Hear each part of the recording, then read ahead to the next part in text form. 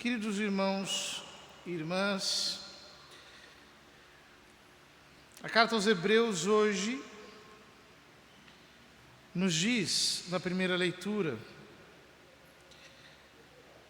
desejamos que cada um de vós mostre até ao fim este mesmo empenho pela plena realização da esperança, para não serdes lentos à compreensão, mas imitadores daqueles que pela fé e a perseverança se tornaram herdeiros das promessas.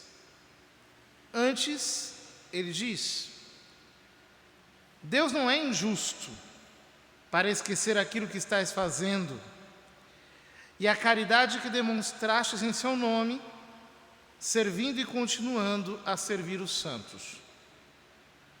Portanto, São Paulo está falando, em primeiro lugar, da caridade,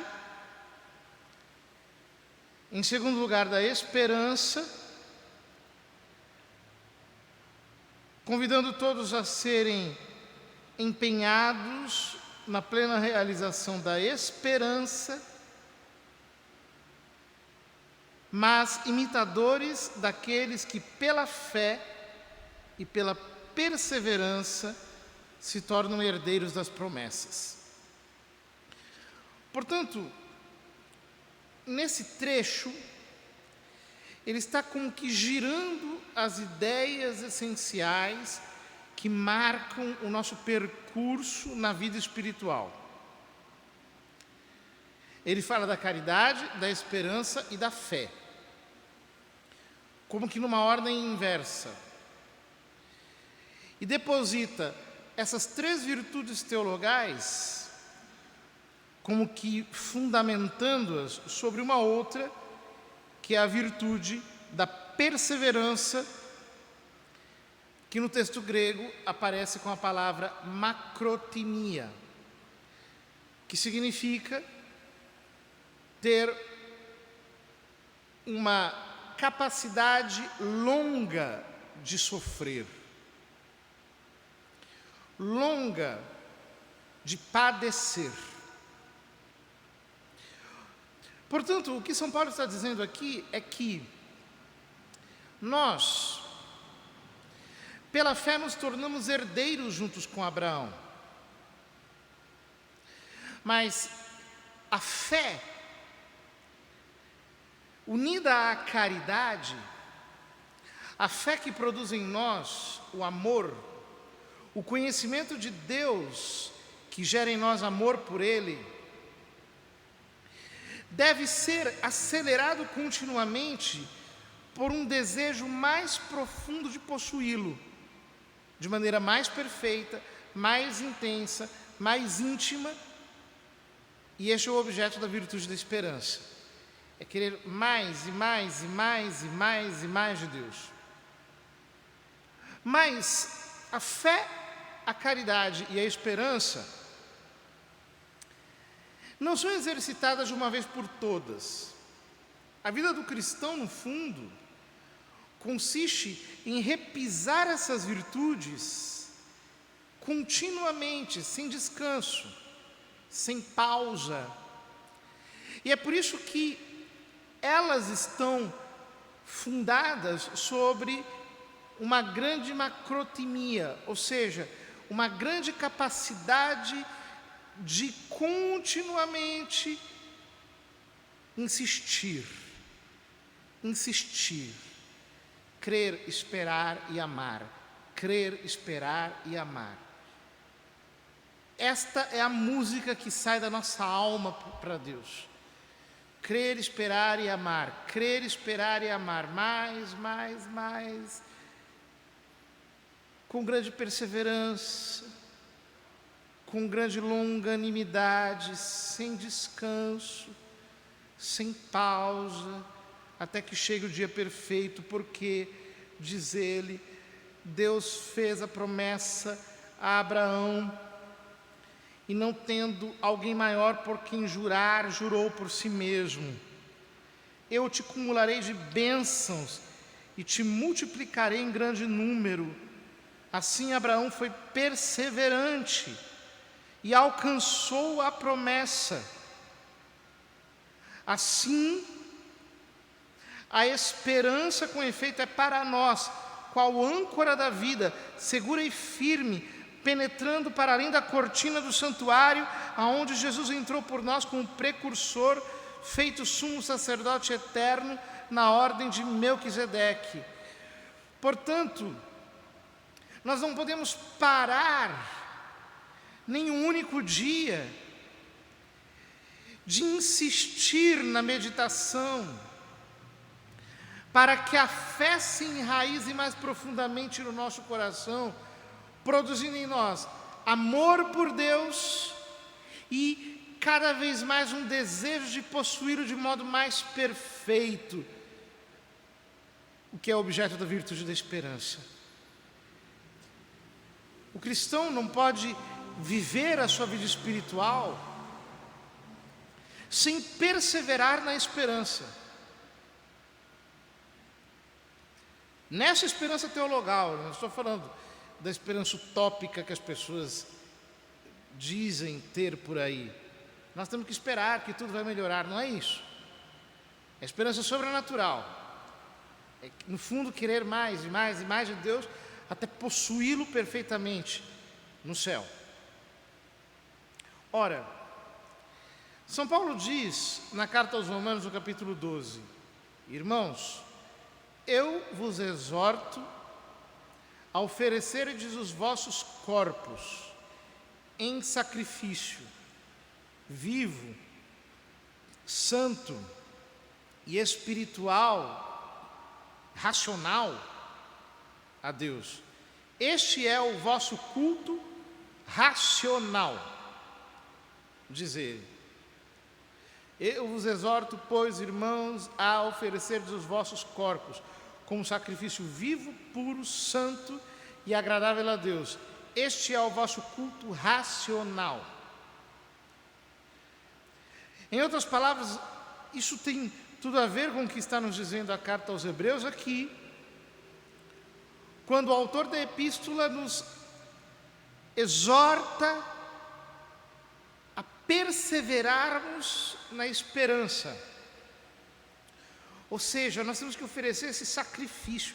Os meus olhos não veem, as minhas mãos não tocam, eu não consigo sentir, a minha sensibilidade está seca, as minhas emoções estão desencontradas, eu não sei mais quem eu sou, eu não sei mais nada de mim, mas eu creio com todo o meu coração, e eu amo a este Deus em quem eu conheço pela fé, e amando eu quero possuí-lo mais e mais e mais perfeitamente. Este é o nosso culto racional. É o sacrifício que nós fazemos a cada dia, meditando as Sagradas Escrituras, em que a nossa mente se dobra diante da verdade de Deus e nós o confessamos pela fé e contemplamos essa luz santíssima que faz as verdades da fé resplandecerem em nossa mente, produzindo em nós mais e mais e mais amor por Ele. Este é o nosso culto racional. É o culto da nossa oração. É o culto da nossa meditação. É quando nós dizemos, Senhor, não quero considerar mais nada, não quero olhar para o que as notícias dizem, não quero ver o panorama político, social, aquilo que os homens estão falando. Agora eu fecho a minha porta, entro no meu quarto e eu só quero crer, esperar e amar. Crer, esperar e amar. Eu quero insistir nisso. Crer, esperar e amar. Eu quero perseverar nisso. Eu quero ser longânimo. Eu quero ter uma alma, um ânimo grande para sofrer pela fé, a esperança e a caridade, para insistir na fé, na esperança e na caridade, de tal modo que não haja mais nada em mim que não seja apenas oriundo das mãos de Deus, da graça de Deus, e então Deus vai nos purificando. A purificação é isso. É quando jamais nada de criado tem reverberação em nós, mas nós somos totalmente possuídos por este princípio eterno que é a vida de Deus derramada em nós pela graça. Em que o nosso ser vai se polarizando cada vez mais a ponto de ser envolvido totalmente por Ele, em que nós somos como que atraídos por Ele como ferro pela força do ímã, separando-se de todas as impurezas. A fé, a esperança e a caridade precisam subir em nós, de tal modo que elas nos façam subir com elas na direção da Santíssima Trindade. Precisamos insistir na oração, queridos irmãos, precisamos perseverar na oração. Mesmo que a nossa vontade não queira, mesmo que nós tenhamos muitas aversões no nosso ânimo, mesmo que nós estejamos com tantos problemas na cabeça, com tantas atividades em nossa agenda, nós precisamos perseverar na oração, nós precisamos ser fortes o suficiente para cortar os laços exteriores, as atenções exteriores e para nos recolhermos no centro da nossa alma, a fim de encontrarmos Cristo e sermos inteiramente possuídos por Ele. Abraão perseverou. E nós precisamos perseverar até que tudo se manifeste, até que nós estejamos diante do trono do Senhor, vendo com os nossos próprios olhos diretamente. Vamos pedir ao Senhor que nos dê o dom da oração, que haja esse convite sobrenatural em nossa alma, que nós sejamos necessitados dEle inteiramente, que não haja em nós nada mais a não ser a ambição por termos intimidade com Ele a tal ponto que não haja nada em nós que se evada da presença dEle. Que o Senhor nos conduza por caminhos espirituais, por caminhos de oração, por caminhos de intimidade, por caminhos de fervor, de fogo, de intensidade, por caminhos em que o nosso ser é inteiramente tomado por Ele, a nossa atenção é capturada por Ele, e toda a nossa alma é atingida em cheio pela força do Seu Espírito, que o amor de Jesus Cristo nos possua inteiramente, não haja nada em nós que não seja apenas o amor dEle. Então, nós entenderemos em que consiste essa perseverança de quem vai até o fim, querendo mais do Senhor, buscando mais do Senhor, tendo mais e mais e mais o coração aceso pelo Senhor. Deus coloca em nós uma separação das criaturas que às vezes não é real, às vezes é só afetiva.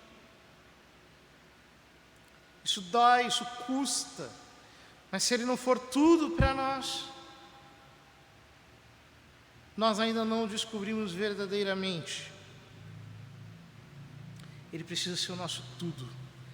Na pobreza do nosso ser, no vazio de qualquer coisa que não seja Ele, nós temos que ser totalmente arrebatados para um amor mais intenso, para uma vida em que nada escapa de uma caridade viva, verdadeira, como chama ardente de amor, que arde e queima até nos consumir por inteiro.